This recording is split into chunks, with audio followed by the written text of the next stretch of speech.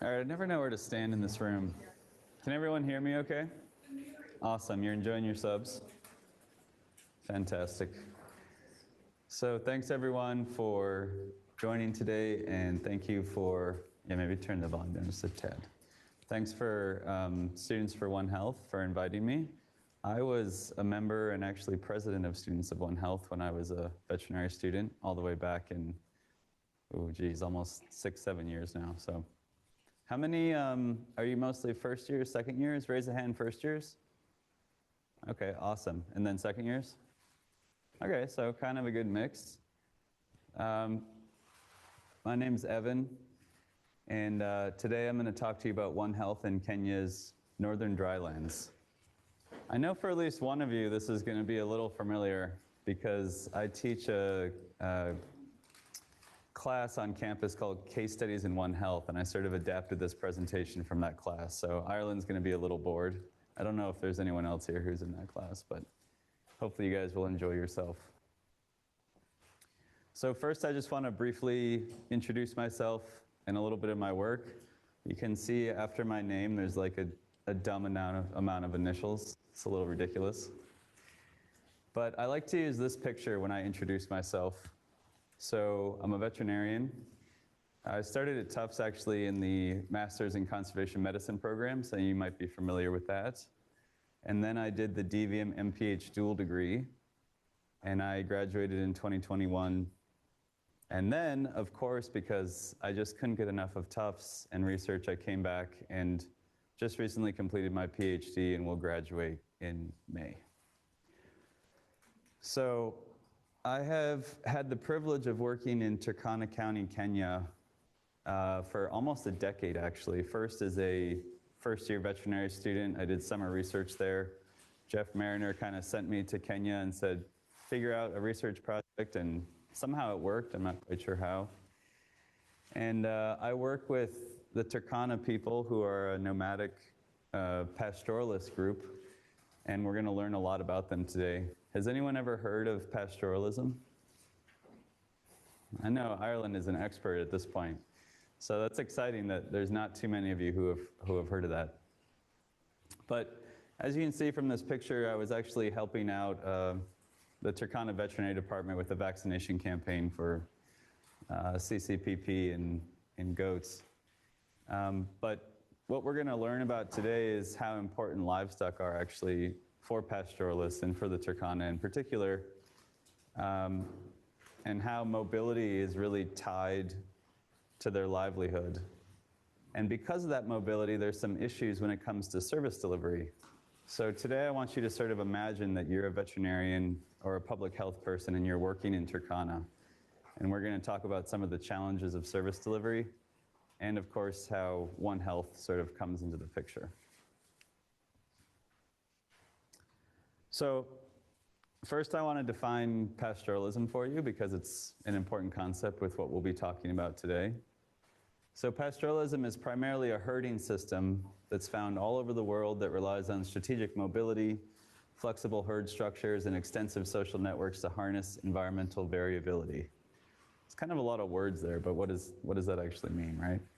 So what that means is that these are very arid places that don't get a lot of rainfall.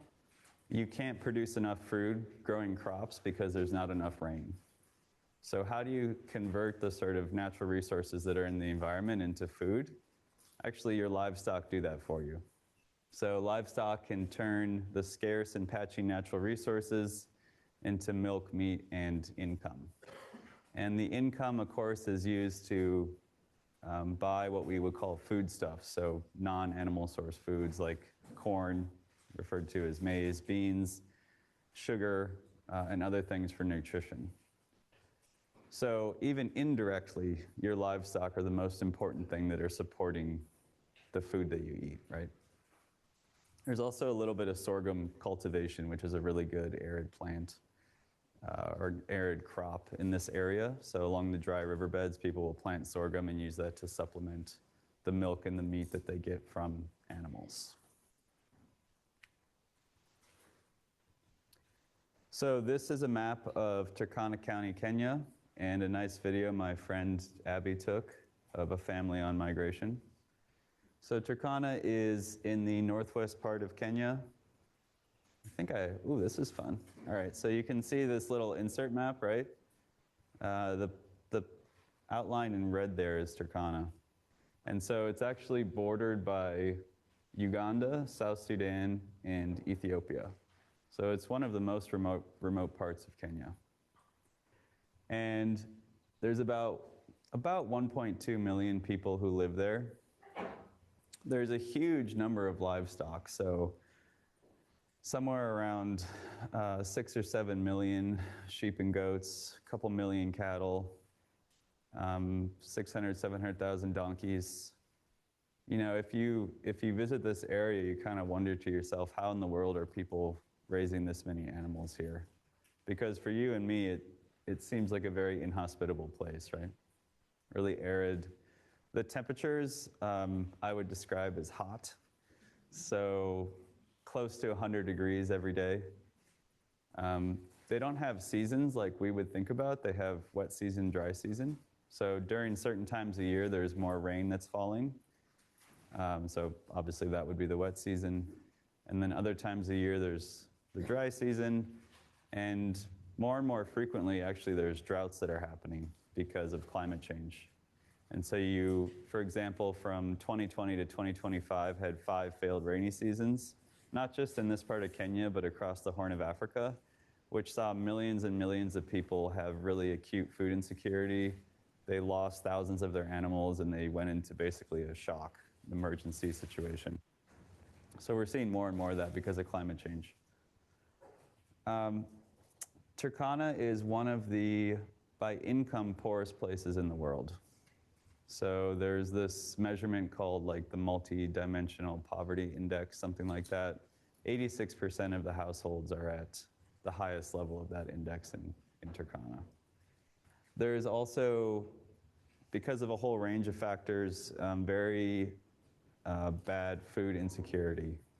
Is anyone familiar with that phrase, food insecurity?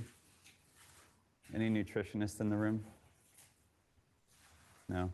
It basically just means, well, I could give a whole lecture on what it means, but it basically means you have enough food to eat, like there's physically enough food, and then food access is can you buy or access that food, right? So, and there's different measurements we use about food insecurity, which I won't get into. But basically in Turkana, often food insecurity is at emergency levels because of drought, because of conflict, maladaptive interventions from the government and other NGOs potentially, and things that we'll get into later. So there's almost this paradox, which is pastoralists provide a lot of food through their livestock for themselves, but also the neighboring areas. And yet they're susceptible to food insecurity. So it's sort of a strange situation that we'll talk a little bit more about later. Try not to get too sidetracked. So I think something that's really important to understand is how mobility and settlement patterns work in Turkana. Because if you're a veterinarian and you want to access the animals to vaccinate them, you have to understand where animals are going to be and also where people are going to be if you're a public health official. And the movement patterns in Turkana are based on the needs of the livestock and the people. This is it's an integrated system. There's no sort of differentiation. We think of, there's dairy farms down in Connecticut and we sort of farm animals, but we live here. Like in this part of Kenya, everyone is connected, right? There's none of this sort of separation between people and animals. So when we're thinking about settlement types, the sort of immediate nuclear family is called the Awi, which is the Turkana homestead. This is Miss Awoy and her Ikoi, which is the day hut in a kraal. I'll talk about what a kraal is. She was someone that I was working with and was kind enough to invite me to visit her home after we were doing some interviews. So I got to see the Awi, which is basically made up of the day hut, night hut, livestock enclosures. This is where usually the husband and wife or multiple wives will live, and at night they'll bring the animals into the enclosure to protect them from predators and raiders and other things. So a we is like the nuclear family. Then you move up to what's referred to as Adhikar. So Adhikar is basically a group of families that are traveling together.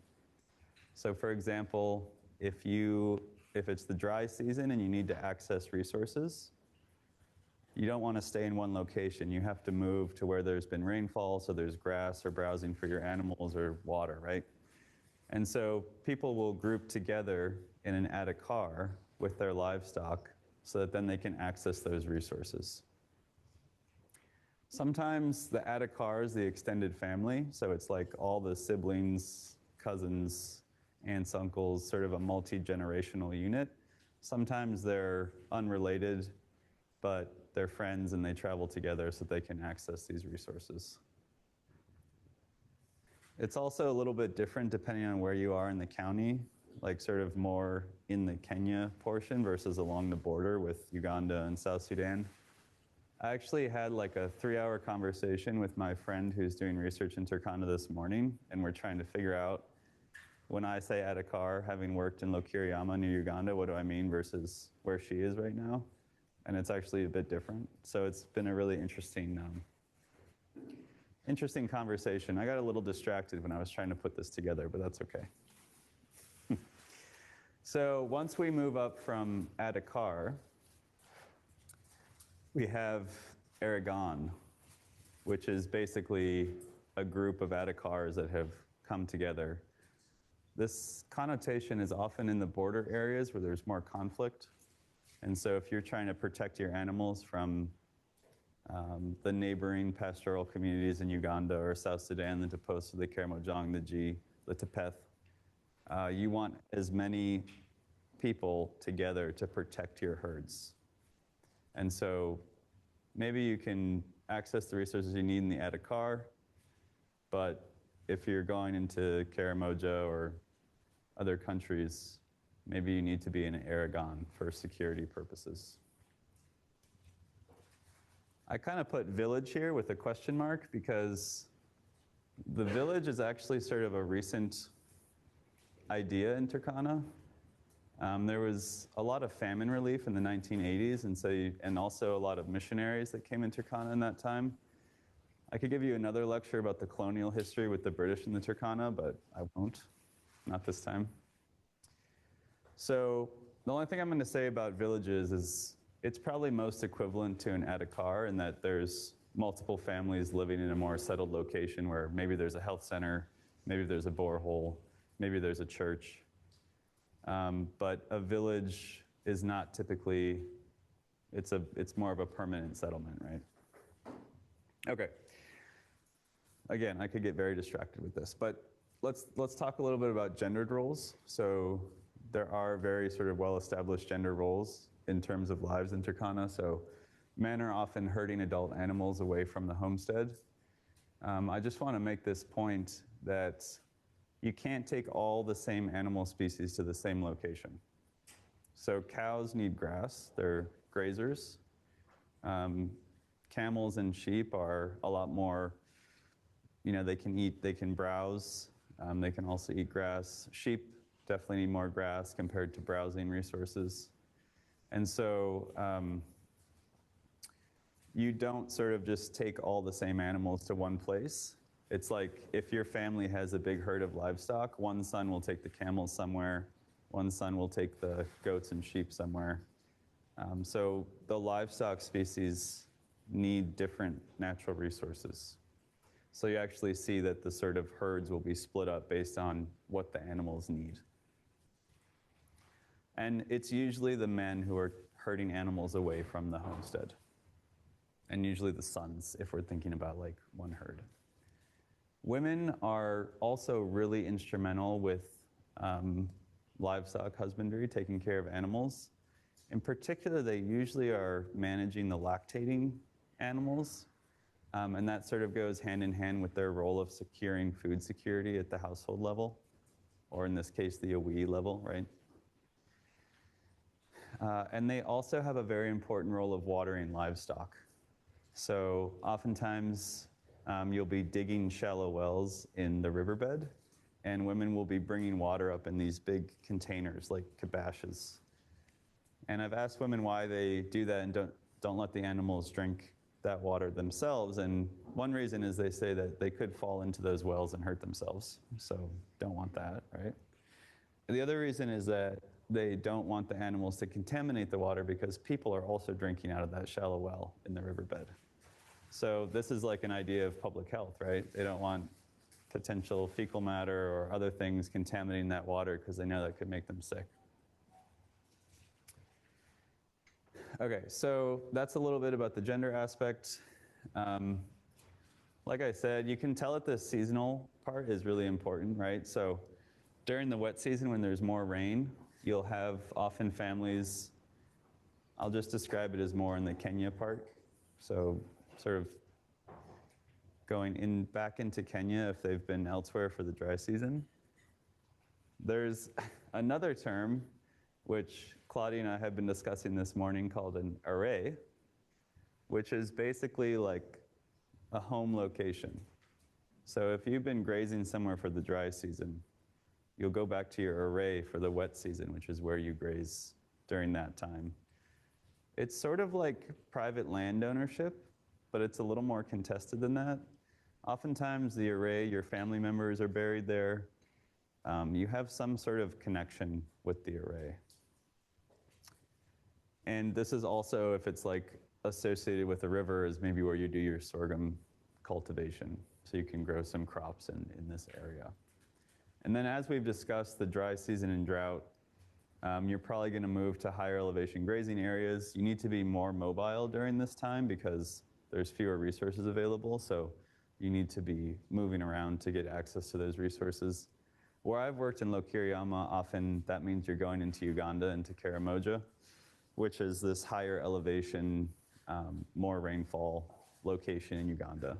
And there's a long, long history of the Turkana and other groups in Karamoja, Uganda, sort of interacting, and there's this sort of normal movement.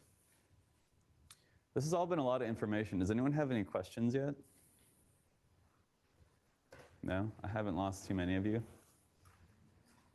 All right. Ireland's actually going to give the second part of this talk. So this seasonal migration that I've been talking about is called transhumance. Has anyone ever heard of that term before? No, so it functionally just means seasonal migration. Think about in Europe, you have your typical shepherd who goes from low elevation pasture during maybe the winter to high elevation pasture in the summer. That's transhumance, right? In this case, it's more dictated about the rainfall. And so this map is kind of cool. This is just showing some of these migration routes. So where I work a lot is a place called Lokiriama, which is right here. And Moroto, which is kind of the big town, is actually in Uganda. So the border is basically like right here. So you can see a lot of these groups seasonally are going into Uganda, and then once there's more rain on the Turkana side, they'll return to their array. And these groups that are living along the border, that's when they're in the Adhikars, that's when they're grouped together for security purposes, right? And in some cases, those Adhikars stay together year-round. So they never disperse. They just sort of live and kind of go back and forth in this border area right here. All right, I'm trying to get you guys a little involved so you don't just listen to me talk, which is boring. Maybe it's not boring, I don't know. So if you put your veterinary hat on, which all of you will be in a couple years, or maybe your public health hat, if you're a veterinarian in Turkana, what do you think are some challenges of vaccinating livestock or providing, public health services, immunizing children? Refrigeration for vaccines. Oh, love it. So cold chain. Yeah, remember I said it's like 100 degrees all the time, right? And there's also not great electrical sort of grid. So it's really hard to keep vaccines cold. That's great. Yeah, this is like the biggest thing with pastoralists is like, where the heck are they? I could tell you a lot of stories about that, but yeah. Yeah, great, communication. And we'll talk a little bit about like what the structure of that looks like. So again, that kind of goes hand in hand with finding people, right? So you need to be, yeah, in communication. Great. Anything else? Yeah. There are a lot of animals that don't use it. There are a lot of animals that just not even going to get vaccines. Oh yeah. So you're saying there's a lot of animals, which is true. So can you actually cover enough animals with vaccines to actually reduce disease incidence? Yeah. Okay, yeah, so the actual like logistics of veterinary service delivery, right? Yeah, and I can tell you that picture that I showed at the beginning with, it's not like a one-time syringe like we would use in private practice. It's like a syringe gun that you have to like load with a vial. And for me to try to figure out how to use that, everyone was laughing at me, which was a good time. Anyway. So these are some of the things that I came up with, and I think we've actually touched on them, a good number of them anyway. So these are what's referred to as arid and semi-arid lands, or ASALs. And so they're geographically vast with poor roads, communication, and electrical infrastructure. And so that's exactly what we were talking about with cold chain. How do you keep vaccines cold? Also, Turkana is this interesting place where it has really severe droughts, which are then sometimes followed by really severe floods. And the sort of non-existent roads get washed out. And so you have decided you're going to go to Arum Kraal on the border with Uganda. And you're going to vaccinate 3,000 goats and 2,000 camels. I've driven to Arum, took 4.5 hours, and there was no paved roads. And so now the road gets washed out because there's a flood. It's not very easy to vaccinate those animals, right? Mobility, so again, kind of going hand in hand with what we're talking about. So mobile communities are hard to reach with conventional health delivery systems. The colonial British hated dealing with the Turkana, and really all pastoralists, because they sort of said, why can't you just stay in one place so we can count you and you can pay us taxes, And it's certainly true that it's hard to provide, veterinary services to a mobile population. Someone mentioned you have to find them, right? And again, in the context of where I've worked, there's a lot of travel between Turkana and Karamoja, Uganda. So if you're a Kenyan veterinary authority, are you allowed to go across the border and vaccinate Turkana animals in Uganda? No, you're not. So that's an issue. There's been a very, very long history of political and economic marginalization. So you often hear this term, pastoralists live in the margins, which is sort of the margins of the developed world, these vast ASALs with very little investment from national governments for a long time. And again, I could give a whole sort of talk about the sort of colonial discrimination and anti-pastoralist policies. This is not a relic of the past, this is ongoing now. So there's a lot of efforts in these areas to sort of make pastoralist farmers install irrigation systems and things like that. Because it's a lot easier when you think about land tenure, and if you want to extract oil in Turkana, it's a real pain in the butt that there's all this communal land and you can't just extract the oil. And so these policies of trying to sedentarize pastoralists continue today. This is not just a relic of colonial history. And then there's also sector challenges. So what do I mean by sector? So veterinary sector, public health sector, environmental health sector, right? And so we have financial, logistical, and personnel constraints in the public and private sectors. And I'm going to talk more about the private sector a little bit later because it's really important when we're thinking about this. Okay, so what about One Health? Who here can define One Health for me? I know some just took a class on it, but you guys have a class in like December about it, right? Or something. The second years took it like All right, so reach back into your mind. Who can give me a definition of One Health? Don't have to be right, you can just guess. It is Students for One Health Club, so. Saying, you guys, we did a definition of public health versus One Health that one day. You guys remember? Anyway, okay, so it's basically an approach to systemically get health between animals, humans, and the environment. And so balancing each and making sure each is at maximum health so that all are at. Yeah, I love it. Did everyone hear her? So the official definition from OLEP, because One Health loves acronyms. OLEP is the One Health High-Level Expert Panel, which is the advisory body to the quadripartite, which is WHO, FAO, WOA, World Organization for Animal Health, and the UN Environmental Program. So the official definition is to sustainably optimize human, animal, and environmental health. Anytime a definition has a word in it that you have to then define, it kind of concerns me a little bit. Like, what does sustainably actually mean? And I guess we can kind of define optimize, but anyway, that's what One Health is. The way that I try to describe it, maybe a bit more simply, is that the health of people, other animals, and the environment are interconnected, and we should really be considering all of them together, not each one in isolation. Because like I think you guys have already figured this out. If you ignore the health of livestock in Turkana, the health of the people is not going to be very good. And what does the health of the livestock rely on?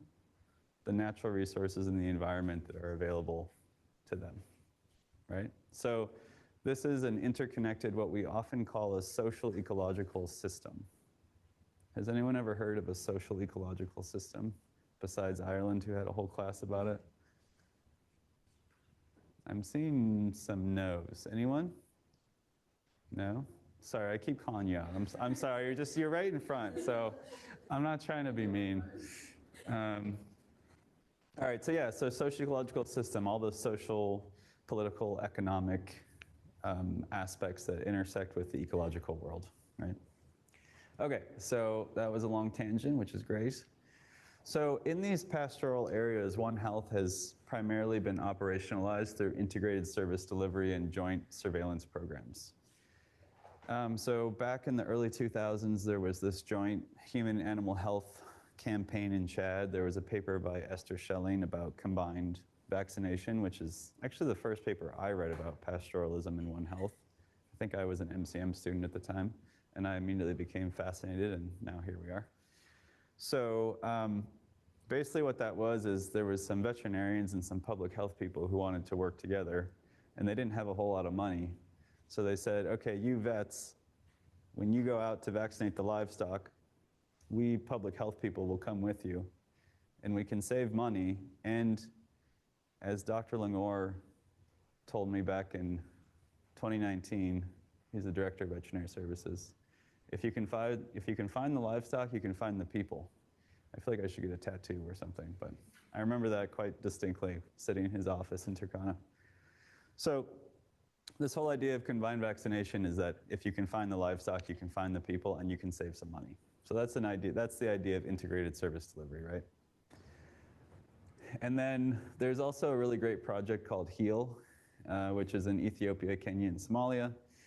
And that project basically has what they call these One Health units, which, well, there's a whole lot that goes into it, but functionally, they're coming up with what services are needed at the community level, and they're working together with the community members and then also the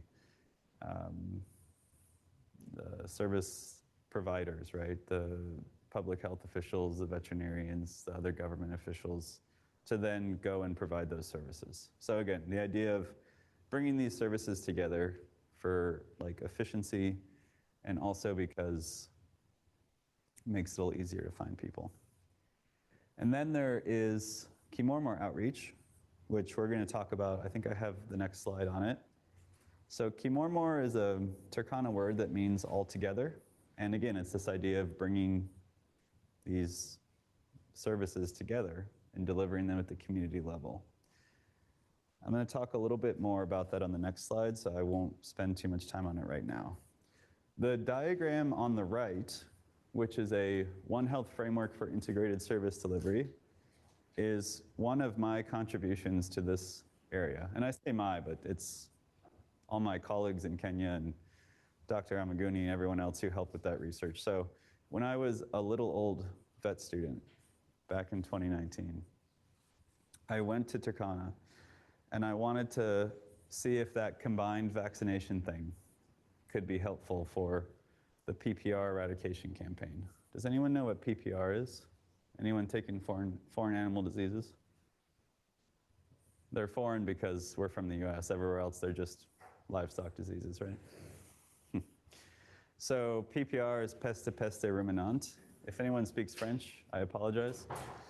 It's basically a really bad viral infection for sheep and goats.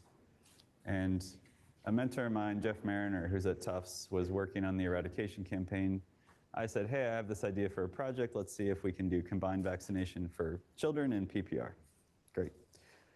So I showed up in Turkana with my pen and paper and full of bright ideas. And I started doing these interviews. And everyone was like, why are we only combining vaccination? Why don't we combine all these services? And I was like, I don't know. That seems like a pretty good idea. Why don't we do that? So what this project ended up being was developing this framework for integrated service delivery. And so what we did is we sort of used livestock vaccination and human vaccination as sort of our test cases. And we wanted to understand what administrative structures in place and what funding mechanisms were in place, and then come up with a way to combine those. And so basically, if you look at this diagram, which I'm not going to spend too much time on, these are all sort of administrative aspects of the county. So you have the county steering group, which is made up of the directors of all the departments. This was our proposal to have a One Health committee, which is basically representation from the different departments. And then at the sub-county level, you would have the sub-county officers, so sub-county public health officer, sub-county veterinary officer. They're the ones actually implementing One Health on the ground. All right, I better hurry up. I'm already talking too long. And basically the idea is that with using this structure, you could integrate the different public services in Turkana and bring them actually closer to the community. And you can read that paper if you need something to fall asleep to, although studying is probably does it for you. So this is just an overview of Kimormor outreach. So oftentimes what this looks like is from, I don't know, 10 to 14 days. There'll be like 10 trucks and all these personnel traveling around together. I was on one of these outreaches for 10 days. So you show up to an area for 3 or 4 days. All the Adhikars, remember the Adhikars? They come with all their children and families and livestock. And so you have all these tents set up. So on one side, all the human health people are doing maternal, neonatal, child health, antenatal, postnatal. There's too many natals in that. I'll edit it. Immunization, outpatient care, health education. They're all in a line of tents. And then on this side, you have a livestock corral and the veterinarians. That's actually where that picture was from. I was helping doing some vaccination and deworming. And the livestock are coming through. The herders are bringing them in. So for animal health services, you know, we have vaccination, deworming, education. Nutrition services, there's a lot of screening for acute malnutrition, you know, treatment for severe cases, that kind of thing. So again, it's like this whole camp that gets set up and you like move around. It's really interesting. The reason I put environment here with a question mark is, you know, One Health is always talking about its human-animal environment, but the environment is like the sad, forgotten child of One Health. We don't do a very good job including it. So there is some water services that are involved with Kimormor, like water provision. And the last time that I was there doing that, they were planting some acacia trees, which are really important. So the environment is coming in somehow. Okay. Do we have until 10 of or till the end of the hour? Preferably 10 of, because if people have to go to the classes. Okay, that's fine. I'm going to just wrap this up pretty quick and then just see if you guys can ask some questions. So the point I wanted to make here is that Chemormor is great, but it only happens every once in a while, like at most once every couple months. And then like you go to an area in Turkana West and then you don't go somewhere else. And so it's not a consistent sort of source of services, right? Sort of periodic. And so there's these really important groups called community frontline workers. So on the human health side, you have community health promoters, which focus on surveillance education campaigns. They're referring pregnant women and malnourished children to health facilities. And then on the livestock side, you have community animal disease reporters, which are important for surveillance, livestock treatment, et cetera. So I think when we were talking about what are some challenges, we were talking about communication. If your animal gets sick, usually the first person you'll call is these CADRs. And then they're in touch with the veterinary officer. And so basically they're like the line of communication. And the same thing with the CHPs. They're like the line of the communication at the local level, which then is in contact with the higher level, right? So a big issue is that both of these do not accompany mobile corrals, atacars, when they're migrating. So what do you guys think would be an issue with that? If these frontline workers are not actually accompanying the mobile population? Yeah.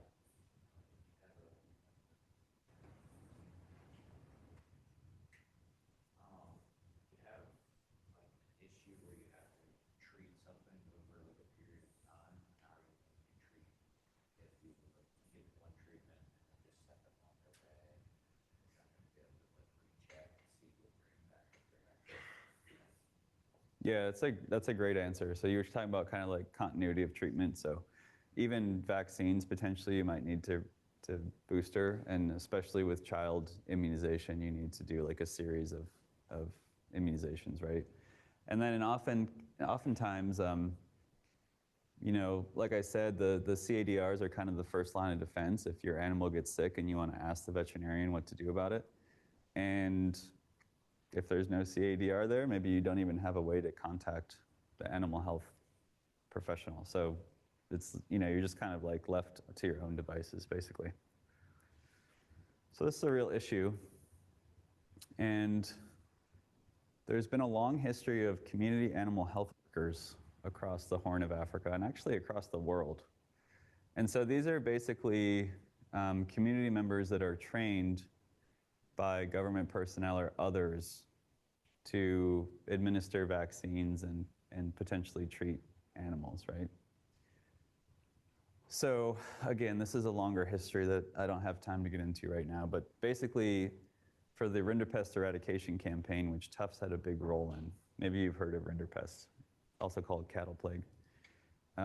Community animal health workers were really essential to reach these pastoralist herds to vaccinate them against rinderpest, and played a huge role. Unfortunately, Kenya back in 2009 actually prohibited community animal health workers from operating because they were worried about them competing with veterinarians in terms of like income and stuff. So their concerns were sort of lack of supervision, mistreatment of antibiotics, competition with veterinarians. The problem with that is in a place like Nairobi, there might be a lot of private vets available. But what have we learned about Turkana today? They're not, right? There's 3 agri-vets, which are like veterinary drug shops that I know of in the entire county. That's the size of South Carolina. Right, give you some context. So, in fact, today I just found out one of my PhD chapters got accepted, which makes the argument that we really need to change this in Kenya. So the 3 people who read that are going to be convinced. I know it. But it's interesting because in neighboring countries, Ethiopia, Uganda, South Sudan, community animal health workers continue to operate, make a livelihood for themselves, and are really important in terms of frontline service providers. So this is sort of talking about beyond Kimormor as sort of this periodic outreach. How do we address this as a long-term problem, which is to bring the private sector into it? I'm going to skip this in the interest of time, but this is just the idea that myself and others have had of actually combining those frontline workers into a community one health worker, so they could basically do a range of different things, which would save on resources.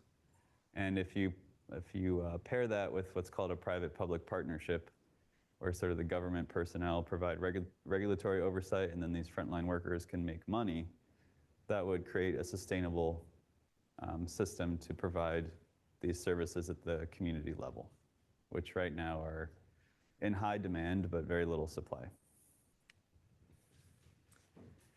Okay, so conclusions. I think you've learned a little bit about why socioecological relationships drive health and well-being in pastoral drylands. We've talked a little bit about some trade-offs, right? About mobility versus access to health and veterinary services. We learned about Kimormor and how One Health has been primarily operationalized through integrated service delivery in pastoral areas. We learned very briefly about community frontline workers and that we need some innovative solutions to improve access to these services in pastoral drylands. And I would invite you to learn more about the International Year of Rangelands and Pastoralists, which is this year, 2026. That's been sponsored by FAO. Thank you.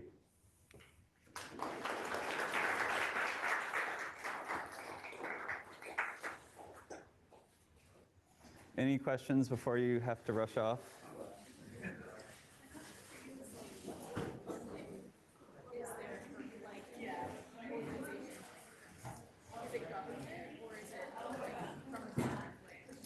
Organizations like, which organization? Oh, great question. So for Kimormor. Yeah, the question is about Kimormor funding. So the answer is it's funded mainly by the Turkana government, but with very heavy support from NGOs. So there's been a long history of, I think there's over 80 NGOs in Turkana due to the humanitarian crises and famine, and it's a long history. So basically when there's a Kimormor outreach going on, like the government, the team kind of plans the outreach. The government says, we'll cover this, this, and this. The NGOs say, we'll cover this, this, and this, and then they disperse. Yeah. Yeah.